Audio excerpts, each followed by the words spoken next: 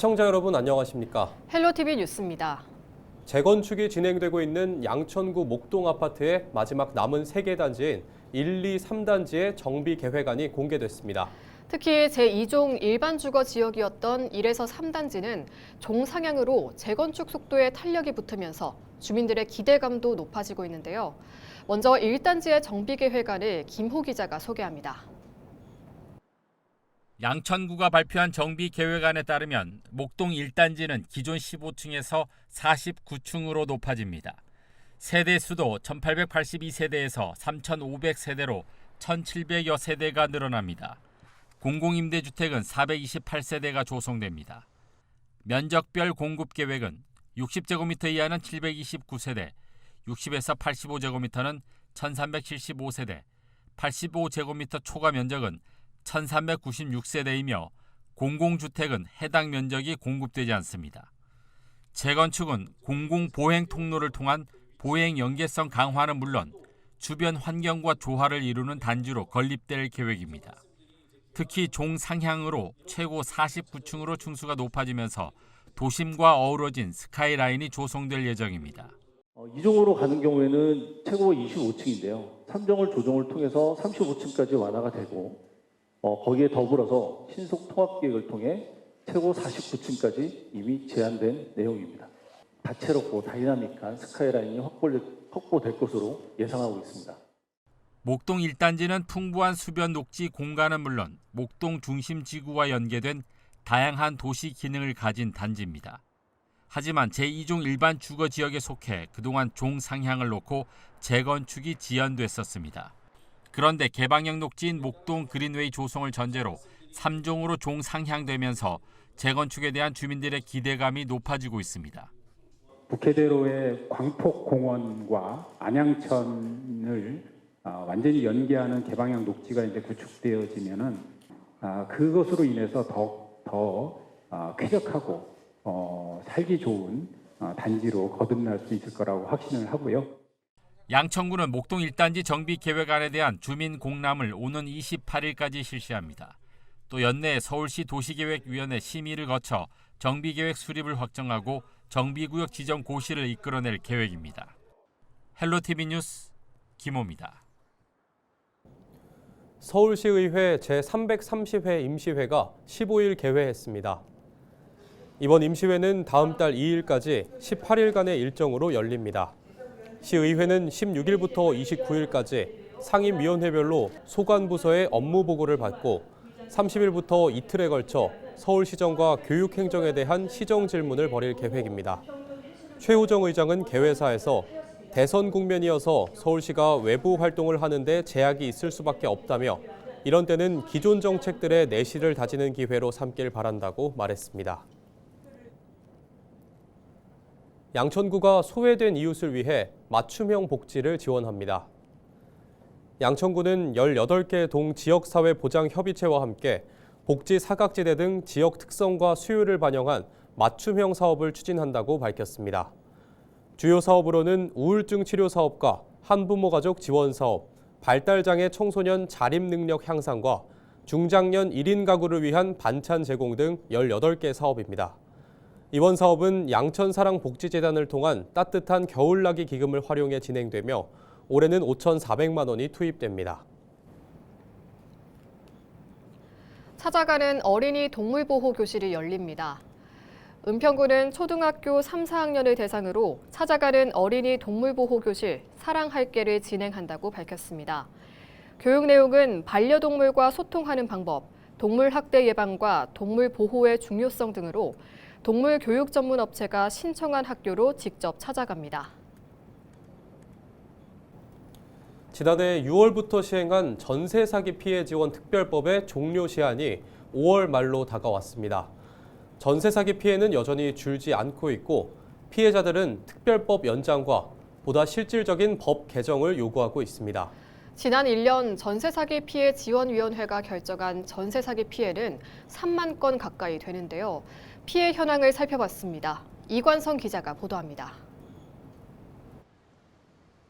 지난해 6월부터 지난달까지 국토부 전세사기 피해지원위원회가 심의한 전세사기 피해 신청은 4만 1,700여 건, 전세 사기 피해 지원인은 이 중 28,600여 건을 전세 사기 피해로 인정했습니다. 임차 보증금 규모로 보면 1억 원 이하가 41.9%였고 1억 원에서 2억 원 사이가 42%, 2억 원에서 3억 원 사이가 13.5%였습니다. 전세 사기 피해 주택들은 대부분 비아파트들입니다. 빌라 등 다세대 주택이 30.4%, 오피스텔이 20.7%로 절반 이상이고 아파트는 14.3%를 차지했습니다. 안타깝게도 피해자들 중 약 75%는 40세 미만 청년층입니다. 20세 이상 30세 미만이 25.9%, 30세 이상 40세 미만이 48.9%였고 40세 이상 50세 미만 피해자가 14%를 차지했습니다. 전세 사기 피해는 수도권에 집중됐습니다.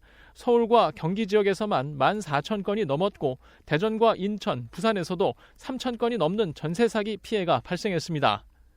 국토교통부는 LH의 피해주택 매입을 통해 전세 사기 피해자들에게 공공임대로 제공하거나 경매 차익을 지급하면서 보증금 손해를 줄일 수 있도록 지원하고 있습니다.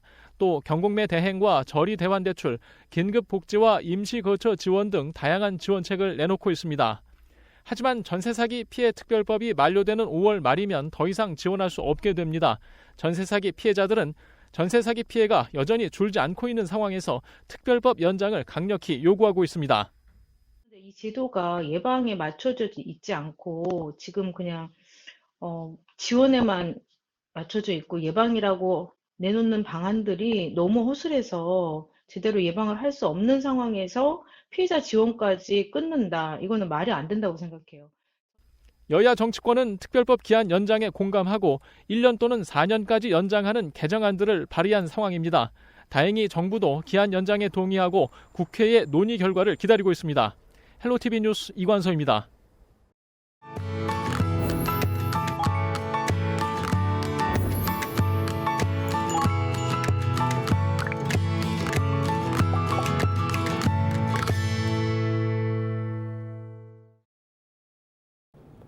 케이블 TV 공동기획 우리 동네 영웅 시간입니다.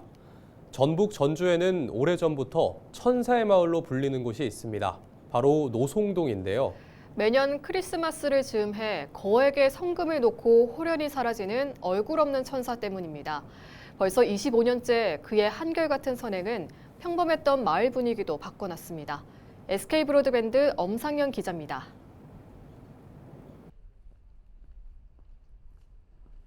그날도 몹시 추웠습니다. 크리스마스를 닷새 앞둔 날 아침, 노송동 주민센터 책상 위 전화기가 울려댑니다. 모두가 기다렸던 한 중년 남성의 목소리. 처음 전화를 받았을 때 이제 뉴스로만 접하시던 분에 대한 걸 직접 전화로 받다 보니까 되게 생경하고 놀라웠던 것 같습니다. 그가 알려준 장소에는 언제나 그랬듯 5만 원권 지폐 다발과 돼지 저금통이 든 상자 하나가 놓여 있었습니다. 소년 소녀 가장을 위한 글도 빼놓지 않았습니다. 25년째 한 해도 거르지 않고 거액의 성금을 놓고 사라진 그를 우린 얼굴 없는 천사라 부릅니다. 남을 위해서 이렇게 자기의 돈을 사용을 하게끔 익명으로 한다는 것은 일반인으로서는 이게 어려운 부분이거든요. 그런 부분에 참 대단하고 고맙다라는 시민의 한 사람으로서 그 마음을 갖게 되고 그분의 어떤 정신을 담고 싶다. 그의 선행은 지난 2000년 4월로 거슬러 올라갑니다. 한 초등학생 손에 들려 보내준 58만 4천 원이 든 돼지 저금통이 그 시작이었습니다. 이후 지난해까지 모두 26차례, 한 해 수천만 원씩 그가 놓고 간 돈이 이제 10억 4천만 원을 훌쩍 넘겼습니다. 천사의 나눔이 시작된 이후로 그동안 나눔이 좀 침체됐던 그런 분위기가 전주를 벗어나서 전역으로 굉장히 지금 활성화가 되고 있거든요. 그래서 저희는 매년 천사께 또 천사가 주신 돈은 또 장학금이나 취약계층 이런 분들한테 그 나눔을 해주고 있거든요. 참 아찔했던 순간도 있었습니다. 지난 2019년 연말 천사의 성금이 돌연 사라진 겁니다. 다행히 한 주민의 결정적 제보가 절도범들을 특정할 수 있게 됐고 도난 나흘 만에 노송동의 품으로 돌아왔습니다. 한 번 그 실수가 있었는데 참 안타깝게 생각합니다. 그거에 대한 비난도 많았고 전국적으로 이렇게 방송이 돼가지고 옥의 티 이렇게 생각합니다. 앞으로는 이런 문제를 우리 동이나 우리 지역 주민들이 철저히 관리하고 감시해서 이제 노송동은 천사의 마을입니다. 마을 곳곳 담벼락엔 천사를 기리는 벽화가 마을을 밝히고 천사를 기리는 시가 내걸렸으며 천사의 거리 또한 만들어졌습니다. 매년 주민들은 천사 축제를 열어 자발적으로 어려운 이웃을 도우며 천사의 뜻에 함께합니다. 올해는 더 도나 시에서 5천만 원 지원을 해주셨더라고요. 그래서 올해는 더 풍성하고 알차게 행사가 진행이 될 것 같고요. 거기와 더불어서 이제 기부와 이제 나눔 그런 실천이 함께 진행이 될 것 같아요. 무려 25년 동안 이어진 전주 노송동의 얼굴 없는 천사의 선행은 이곳 주민들의 자랑이자 자부심이 되었고 이제는 전주를 넘어 전국에 제2의 제3의 얼굴 없는 천사를 만들어내며 선한 영향력을 뻗쳐나가고 있습니다. BTV 뉴스 엄상현입니다. 지난해 상하수관, 지하보도 등 지하시설물과 연관된 집안 침하 사고가 경기도에서만 30건 가까이 발생한 것으로 나타났습니다. 16일 경기도에 따르면 지난해 도내에서 발생한 지하시설물 관련 집안 침하 사고는 모두 29건으로 집계됐습니다. 이에 따른 대책의 하나로 경기도는 2020년부터 토목, 지질, 구조 등 지하 안전 전문가들로 구성한 경기 지하 안전 지킴이를 운영 중입니다. 경기도 관계자는 지하 개발 사업이 안전하게 이뤄져 도민 불안을 최소화할 수 있게 사고 예방책을 더 확고하게 마련해 나가겠다고 말했습니다. 인천시가 오는 18일까지 서울 7호선 청라 연장선 건설 현장을 대상으로 긴급 특별 점검에 나섭니다. 민관 합동으로 진행되는 이번 점검은 토질과 구조 분야 기술사 등 외부 전문가와 기술 지원 기술인 감리단 등이 참여하며 한 개 공구당 6명씩 배치합니다. 점검에서는 터널 구조물의 안정성과 현장 주변 집안 상태 등을 종합적으로 확인할 예정입니다. 다만 인천 1호선 검단 연장선은 영업 시운전 단계로 최근 별도로 준공 대비 점검이 진행 중인 상황에서 이번 특별점검 대상에서는 빠졌습니다.